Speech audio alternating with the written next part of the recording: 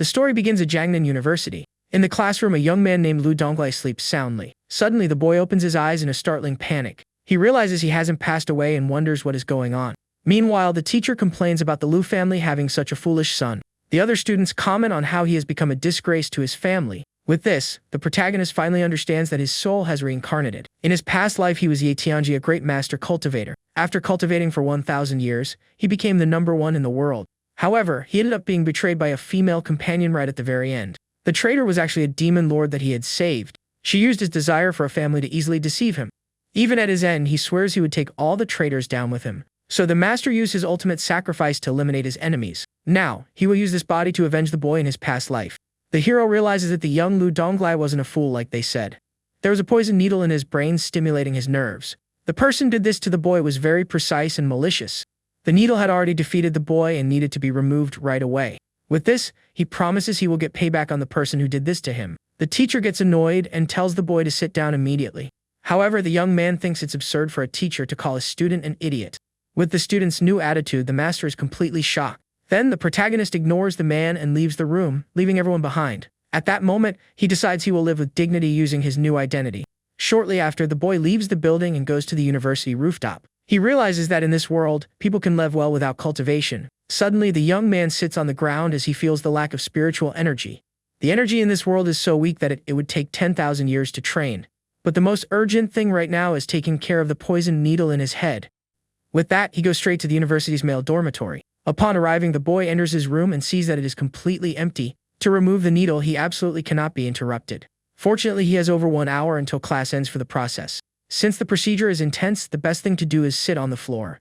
He knows that for a sect master like him, this is not a problem. Therefore, the young man starts using his energy without any tools. Then a blue aura begins to emanate from his body to remove the needle. He notices the needle is as fine as silk and was made by an expert. Facing this, he swears he will eliminate whoever used such a cruel method. The needle has been in the body for years, and removing it will use up a lot of energy. So, he concentrates his strength and finally manages to remove the object. The needle flies out with so much force that it cracks the dormitory wall. After all this time, the boy's body is completely exhausted. Because of this, he loses consciousness and passes out on the bedroom floor. Shortly after, the scene changes and now he is in an unknown place. Upon opening his eyes, the young man realizes he woke up in a hospital bed. He didn't expect that removing the needle would leave him in such a weak state. At that moment, he notices a girl had been sleeping by his side the whole time. Then, the young woman slowly wakes up and rubs her eyes, still sleepy. As soon as she sees him awake, the girl breaks into a smile and is overjoyed. With that, she runs down the hospital hallway shouting for a doctor. The doctor lets them know the patient is fine and just mentally exhausted. Even so, she asks if he is okay, and the doctor confirms his discharge. The girl is very relieved and he notices her affectionate gaze. In his past lives as a master, he focused solely on cultivation for years. He remembers this is his adopted sister, Yi King, who has always protected him. His biological parents abandoned him after he was diagnosed with a problem. The protagonist thinks it's a huge coincidence that her last name is Yi. He then promises himself he will never let his sister suffer again. Next, the girl hugs him and says he made her very worried. The boy asks her to stop crying and says everything is fine now. With this, the young woman notices her brother seems a little different. She notices his eyes are now much brighter and full of life. Then the girl asks if he is no longer the fool he used to be. He confirms with a smile and says he has become much smarter now. The protagonist then reveals a confident look full of determination. He swears he won't let those who tried to harm them get away with it. A new day begins and Lu Donglai's efficiency is at its peak. The next morning, the boy returns to the university with a new plan. In the cafeteria, he devours a mountain of food, shocking everyone. The boy eats desperately to regain the energy he spent. He thinks that now that the needle has been removed, it's time to strike back. However, his body is so weak that he almost passes out at the table again. He needs to recover his strength quickly because he doesn't know who his enemy is. Later that day, the protagonist decides to head to the library to study. There, he quickly begins flipping through several books at the same time. Other students see him and start making fun of his presence there. They think the boy is just acting to get everyone's attention, but he is looking for herbs to modify formulas into this world's version. He can only find herbs with similar effects to adapt the formulas. Later that night, the boy returns to the university dormitory. On the balcony, he begins to meditate to finally start his cultivation. The young man realizes his body's energy channels are blocked. So, he injects all the energy collected over the past few days at once. As the energy flows, the toxins in his body begin to be expelled. At that moment, his eye glows with an intense blue aura of power. With this, he finally reaches the first layer of Q condensation. His senses now surpass those of a normal person, reaching 100 meters. Suddenly, his roommate appears on the balcony and takes him by surprise. The friend complains that he scared him and asks what he's doing out there at night. Then, his roommate tells him to go to sleep because they have class the next day. The protagonist wonders if his breakthrough made too much noise and woke him up. The friend looks closely at him and seems to notice something different about his face. Because of this, the hero fears his sanity will be discovered and reach his enemy. But his roommate just compliments his new haircut and touches his hair. The boy is relieved to see he only noticed the new hairstyle. He realizes his peers took good care of the former owner of that body. However, the young man knows he needs to get strong to protect the ones he loves. Even if the path is long and lonely, he swears he will keep going. The next morning in the girls' dormitory, the boy's sister is happy. She is impressed by his intelligence when he solves a difficult math problem. A friend sees her smiling and asks if she is dating someone. Kiking denies it and tells her that her brother has finally gone back to normal. The friend is doubtful because she has heard many bad rumors about him. Then, the young woman defends him, saying he is a hidden dragon. However, her friend interrupts her to show something on her phone. It was a video of her brother being ridiculed online by everyone. Kiking is shocked to see he was training on the sports field. Meanwhile, the protagonist trains on the field and catches everyone's attention. The other students start laughing at him for practicing martial arts. But he knows the dragon fist is the best choice for his body. Suddenly, a student approaches him and glares at him with disdain. The boy stops right in front of him and asks if he is in the way. With that, the protagonist turns around to see who the mysterious man was. It was a bully who seemed to be looking for some kind of fight. The hero then asks who he is and why he is looking for him. The man smiles and says he looks different from a common idiot. At that moment, he reveals his red eyes and calls him a nuisance. The protagonist sighs as he didn't want to get involved in a fight right now. The bully tells him to stay away from Kasumi so he doesn't ruin her reputation. Our hero finds it ironic to be ordered around by a mortal when immortals used to bow to him. He says Kasumi is his sister and her choices are none of his business. This makes the bully angry, and he asks if he is really going to stay away from her. The boy says the bully isn't worthy of her, and he just wants to look out for his sister's happiness. Hearing that he isn't worthy makes the aggressor completely lose his temper. The protagonist thinks the man isn't even fit to be a humble servant. Then, the bully attacks him with a punch in a completely dirty move. The hero laments that his opponent has no dignity or manners whatsoever. He remembers that in his past life, even the emperor treated him with respect. However, he stops the punch with just one hand and with zero difficulty. The aggressor is entirely shocked, not understanding what just happened. In an instant, the protagonist squeezes the man's fist with incredible force. He then uses the first stance of the dragon fist to counterattack. With the strike, the bully falls to the ground, crying out in pain and agony. The other students are startled and wonder what happened. The hero thinks about how a mortal dares to challenge a cultivator like him. He knows his cultivation journey is still very long and time-consuming. Even at the first stage, his power is already more than enough to handle mortals. The bully says he will be fine and still mocks the protagonist. At that moment, the hero shoots a look that freezes the aggressor's soul. The man panics, realizing he is an abnormal student. Completely terrified, the bully asks if he can just walk away. The boy suspects he had a motive to start this whole fight. So, he asks who sent him to do it, knowing it was a setup. The aggressor confesses he was tricked by a freshman named Hiroki Minami. With that, he asks to tag along to get revenge on the man who deceived him. Suddenly, the boy's sister comes running up, very worried about the situation. She checks him over to make sure he wasn't hit anywhere on his body. The young man calms her down, saying she didn't need to wake up so early. However, the girl stares at him with a serious look full of determination. Then, she yells at the bully, telling him she already told him to stay away from her. The young woman warns him not to mess with her brother, or things will get ugly. The aggressor agrees and walks away, too scared to tangle with him again. Shortly after, his sister introduces her best friend, Runa Furia. The boy notices she has a pure yin physique and is destined for a short life.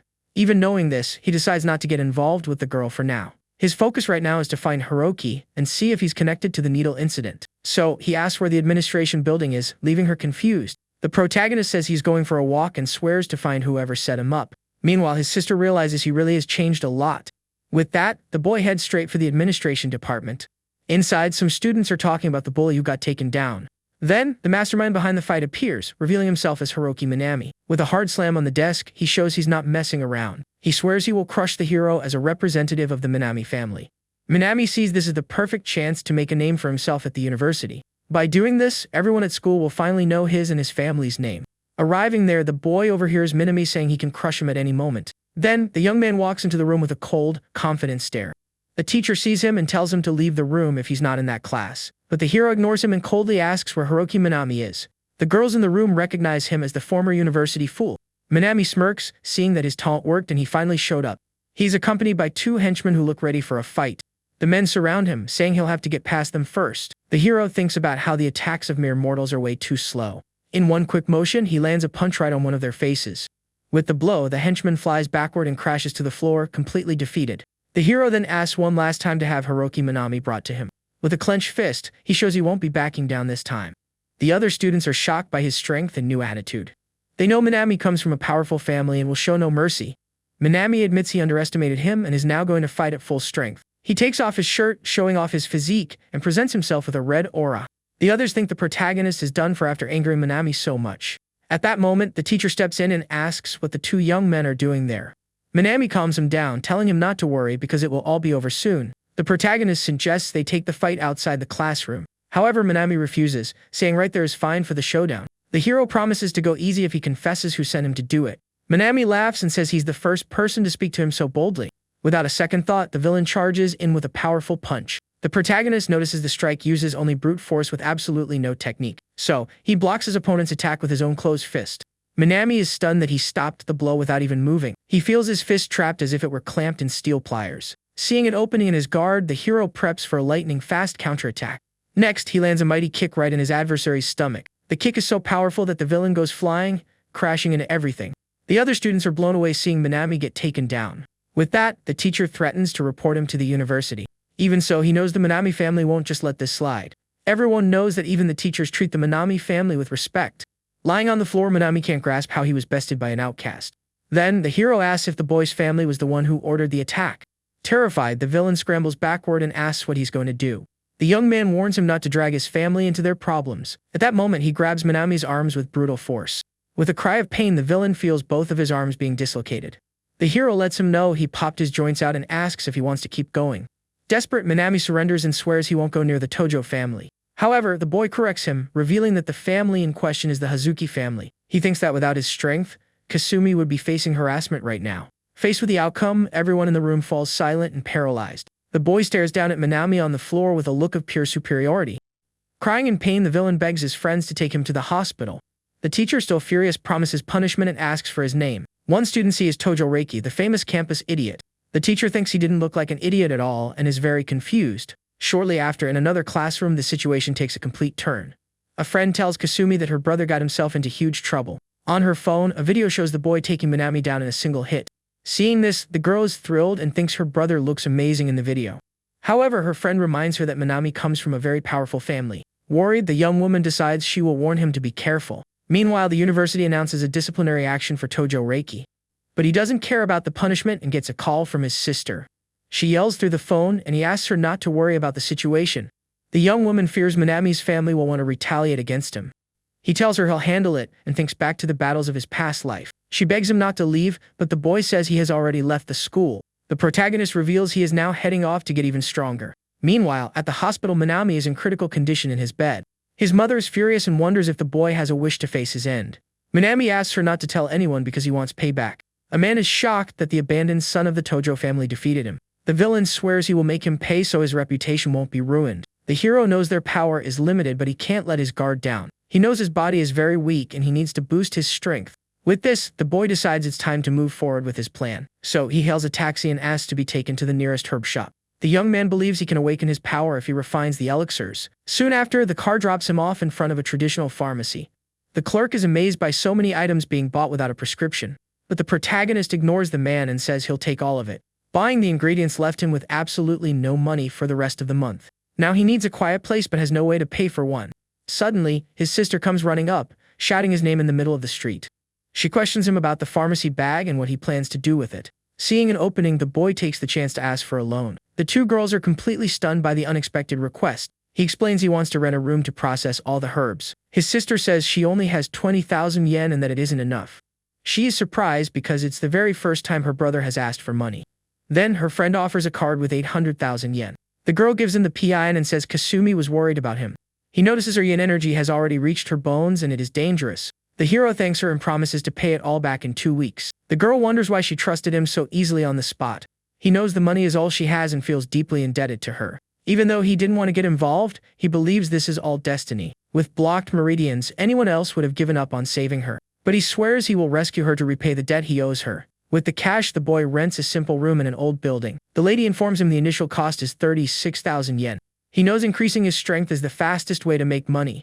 Even though the place is falling apart, he knows it will do the job. So, the boy starts boiling the ingredients in a large pot. For the refinement, he needs to perfectly control 3 vital factors: the quality of the herbs, the heat, and the activation of the medicinal properties. With his aura, he gears up to begin the herb refining process. Each herb needs a different treatment to activate its properties. Due to Earth's weak energy, he doesn't expect much effectiveness from them. But with his knowledge, he can whip up a beginner-level elixir. Suddenly, he hears a strange noise coming from outside the room. The young man wonders who it could be since he didn't make a sound. In an instant, the door is kicked in forcefully without any warning. 3 men walk into the room, saying they've been looking all over for him. The group's boss confirms the boy's identity and braces for the worst. He then orders his 2 henchmen to go after the protagonist. The hero gets annoyed because he was at a crucial step in his process. He warns them he doesn't have time to play games and tells them to leave. Then he uses the first form of the dragon fist to attack the 2 of them. With the coiled dragon strike, he unleashes a powerful shockwave. The 2 henchmen cry out in pain as they take a direct hit from the attack. In a flash, they fly backward and hit the floor, completely drained of strength. The boy steps on one of them, stopping him from getting back up to keep fighting. Pot in hand, he threatens him and asks who gave them the order. The boss says taking down Hiroki proves he has some skills. Suddenly, he vanishes and appears right behind the hero in a split second. The man claims he's on an entirely different level than a student. With an elbow strike, the villain sends him flying, wrecking part of the room. The boy is stunned to feel spiritual energy and fears there are other cultivators. The boss praises him for taking the hit and not going down on the first try. However, the protagonist attacks him and realizes he isn't a cultivator. He understands he underestimated this world and that there are other dangers. Through training, he condensed Q into his flesh and became a martial artist. Even though they are inferior to cultivators, their power exceeds that of a mortal. The villain mocks him and asks if the pot is really that important to him. With a swift strike, he destroys the pot and the elixir inside it. The boy laments as the process was incredibly close to being finished. To protect the pot, the hero left his guard wide open for an attack. From the impact of the blow, he is thrown hard against the wall. The villain steps through the dust, getting ready for the final strike. However, the hero swallows the pill and says the process is already good enough. Suddenly, the protagonist rises with an incredible, renewed power. He decides he will use the villain to test out his new Q power. The man feels the pressure and can't believe it's the same boy from before. The hero glares at him with a fiery aura and asks if he's ready. Wasting no time, the villain attacks, knowing the first strike takes the win. He uses the mountain palm, a lightning-fast and highly destructive move. The 2 clash and a massive wave of energy sweeps through the room. The man falls to the floor, groaning about the pain in his hand from the impact. In a panic, he wonders how a student could possibly be this strong. Then the hero unleashes an energy blast, hitting him squarely in the chest.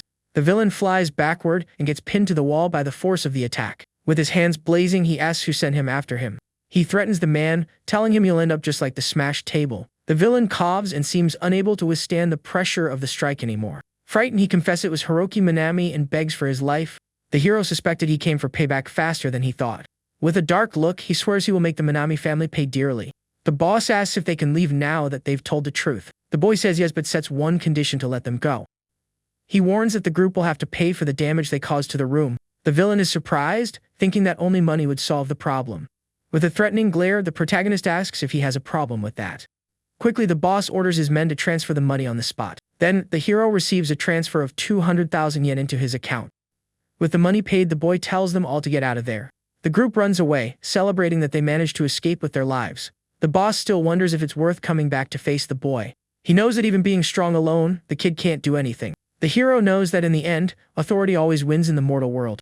He only managed to reach the second stage and it's still unstable. Looking at the pills, he sees there aren't many left after the fight, so he swallows them all at once to try to stabilize his power. Afterward, he sits down to meditate and secures himself in the second stage of QI. 320. The villain coughs and seems unable to withstand the pressure of the strike anymore. 3-1. He confesses it was Hiroki Minami and begs for his life. 322. The hero suspected he came for payback faster than he thought. 3-3. With a dark look, he swears he will make the Minami family pay dearly. 324. The boss asks if they can leave now that they've told the truth.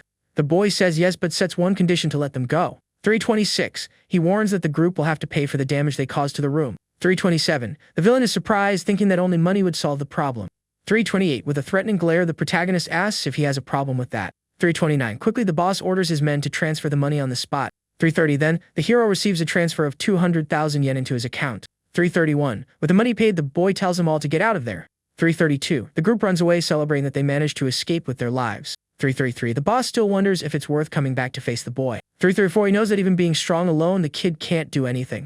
335. The hero knows that in the end, authority always wins in the mortal world. See, he only managed to reach the second stage and it's still unstable. 337. Looking at the pills, he sees there aren't many left after the fight. 38. So, he swallows them all at once to try to stabilize his power. 339. Afterward, he sits down to meditate and secures himself in the second stage of QI. With his vision, he realizes the vase was nothing more than a fake. The boy says the object is a fake, and the seller accuses him of being broke. He notices the market is a mix of treasures and a lot of trash. Since his eyes use up a lot of energy, he can no longer just wander around. Suddenly, he feels a faint fluctuation of spiritual energy nearby. On top of a table, he finds a stone with a green energy. The boy realizes the piece of iron has spiritual energy inside. Suddenly, a man walks past him, and the boy senses a great power. He realizes the man is a martial arts expert. So as not to look suspicious, he decides to negotiate with the stall vendor. So he walks up and asks the price of 3 different items.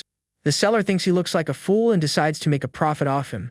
With that, he says the 3 items cost a price way above normal.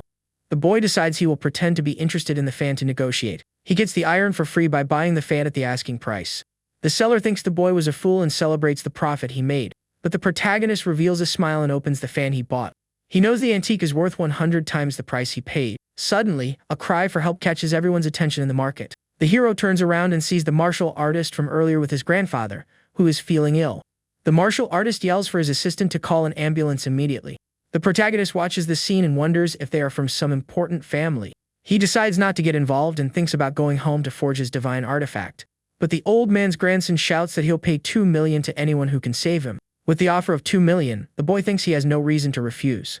The assistant warns that the ambulance will take too long and the old man won't make it.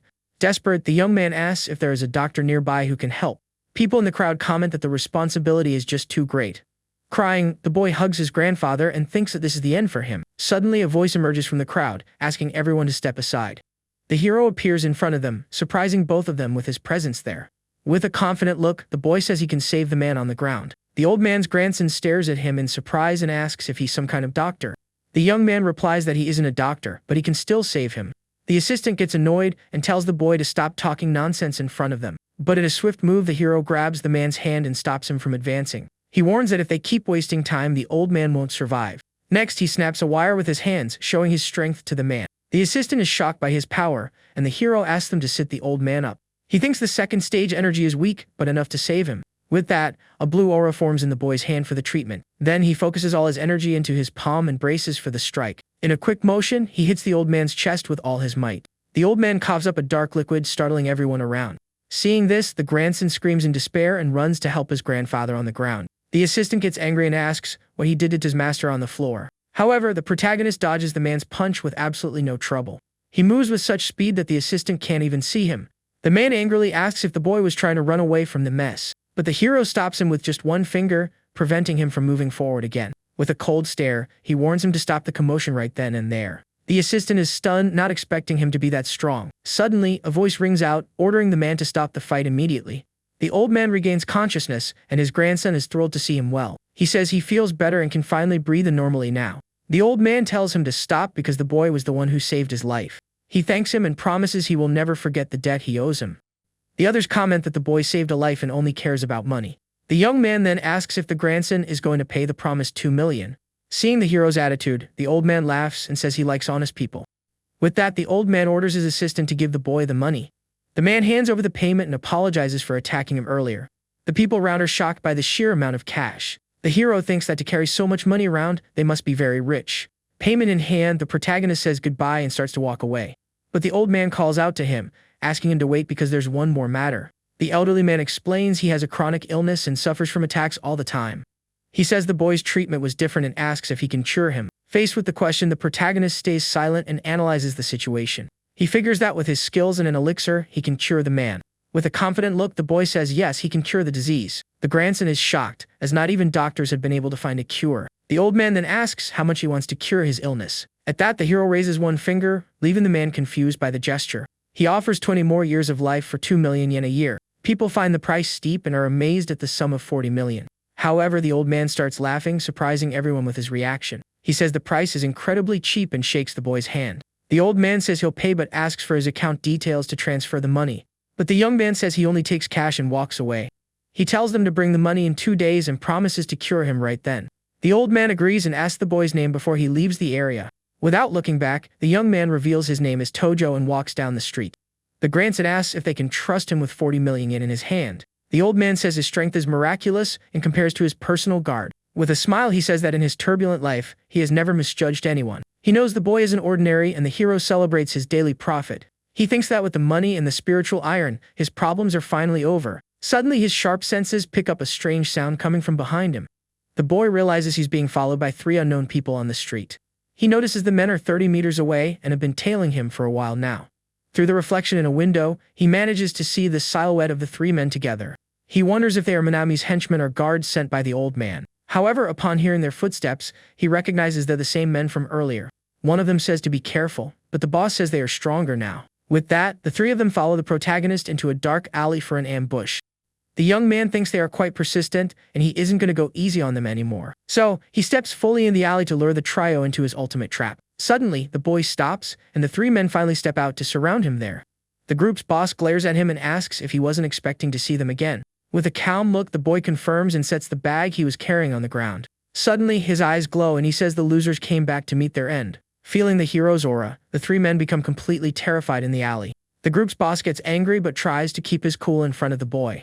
He orders his henchmen to attack, and one of them swears he'll send him packing. The 3 men split up and surround the protagonist to launch their attack. He thinks they are no match for his second level of Q refinement. He wonders why they came back, since there is absolutely no way they can beat him. The 2 henchmen are shocked by the boy's speed and wonder when he even moved. With 2 swift strikes, he hits both men in the chest with his energy. In an instant, the 2 henchmen fly backward and fall to the ground, defeated. Seeing his men down, the boss rushes at the hero with a knife. The protagonist says the fight ends here and readies himself for the final blow. With 0 difficulty, he stops the knife with just 2 fingers, startling the man. Terrified, the villain asks what he's going to do, and the boy reminds him of the warning. In a flash, he disarms the man and lands a solid kick to his face. With the villain on the ground, he asks how much Manami paid for such a pointless defeat. The boss laughs on the floor and tells the boy not to think he's won the fight just yet.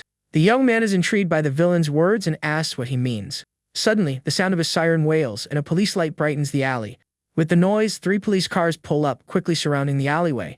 An officer steps out of the car and orders everyone to get on the ground immediately. The boy realizes that at his level, he can't dodge bullets and that he should surrender. The officers point their weapons, yelling at him not to move and to drop the knife. He is then taken away, thinking about how the police's arrival was too perfect for the villain. The officer says everyone is under arrest and the young man swears he was only defending himself. But the man doesn't believe him, accusing him of holding the knife right there. With that, he orders everyone to be taken to the station for questioning. The villain smirks, letting the protagonist know it's finally over for him. Then, the hero is put into the back of the police car to head to the station. In the car, he asks the officer what was really going on back there. The man says he should know better than anyone who he managed to anger. The boy realizes right away that everything was just another setup by Hiroki Manami. The officer humiliates him for being a discarded son who ticked off the Manami family. He warns him that the young man's power means nothing against an influential family. With a dark look, the protagonist swears he will make Manami pay double. Meanwhile, the scene shifts, and we are now in a hospital building. In his room, Manami gets the news that Tojo has finally been arrested by the police. The villain orders them to throw him straight into prison, as his men are already waiting for him there. With that, he swears the boy will learn what happens when they cross him. In the police car, the protagonist continues his journey to the local station. Suddenly, he says they forgot something and asks for 2 days to turn himself in. The officer laughs, asking if he doesn't get that Manami would never let that happen. Then, the boy offers to let them keep their jobs if they release him right now. But he warns that if they ignore his advice, they will regret the choice they made. With the threat, a dark aura emanates from the hero, scaring the men in the car. The officer yells angrily, reminding him he's just an orphan from the Tojo family. The driver asks if he's important, but the captain tells him to shut his mouth. Shortly after, the car arrives at the Josie security agency to book the young man. Once there, the officer pulls him out of the car and leads him inside the large building. The man informs the director that they finally caught the suspect, Tojo Reiki. The director says the paperwork is ready and tells them to throw him in cell 137. The boy accuses them of faking charges and asks what will happen to them. With an evil smirk, the director shows he doesn't care about laws or rules. He states his word is law and a student can't do anything against them. With that, the man orders them to search everything the protagonist has in his pockets. An officer comments that the cell is full of criminals and the young man is done for. He figures that even the cell he was placed in had been decided before his arrest. He finds it all very strange, and the officers announce they have finally arrived. The guards tell him to get along with the others and not to cause any trouble inside. With that, the cell door slams shut with a loud thud, locking him in. Inside, the hero is surrounded by several red eyes in the darkness of the cell. One of the inmates says Manami told them to take good care of the new kid. Then the cell boss flashes a wide smile, showing off his gold teeth. He tells his men to teach the new prisoner the rules of the place. The boy figures Manami must have spent a lot of money bribing all of them. But the young man ignores the men and walks straight to one of the empty beds in the cell. One of the henchmen grabs his shoulder and asks if he didn't hear the boss's order. With a cold look, the hero simply tells the man to let go of his shoulder right now. The prisoner gets angry at his attitude and charges at him with a very heavy punch. Furious, he swears he will wreck the boy even without Manami's orders. However, the hero stops the punch with just one hand and with no apparent difficulty. In an instant, he twists the man's arm, who screams in pain from the surprise attack. The henchman drops to the floor in agony, clutching his completely dislocated arm. Seeing this, the other prisoners stand up and circle the protagonist in the cell. The boss glares at him and says it looks like the rookie isn't as bad as he thought. Then he grabs him, warning that inside there, everyone has to follow his orders. He threatens to break every bone in the boy's body and make him suffer a lot inside the cell. The boss says this is his punishment for crossing paths with Manami on the street. The other inmates shout in excitement, asking to see some action and join the fight. The cell boss tells him to kneel and lick his shoes for a chance he might go easy on him. But our hero tightly grips the man's hand, stopping him from continuing the humiliation. With an annoyed look, he asks if he didn't already tell the prisoner to let go of him. The cell boss is utterly shocked by the rookie's attitude and sheer strength. Furious, the man orders his henchmen to attack and finally put an end to him. He reminds them Manami gave the order to do whatever they wanted with the boy in the cell. With that, the four prisoners charge at the protagonist with all their might. He thinks about how they are all just a bunch of trash and absolutely worthless. Then a blue aura of power starts emanating from his body for the big battle. With this, he decides he will no longer hold back against the scum standing in front of him.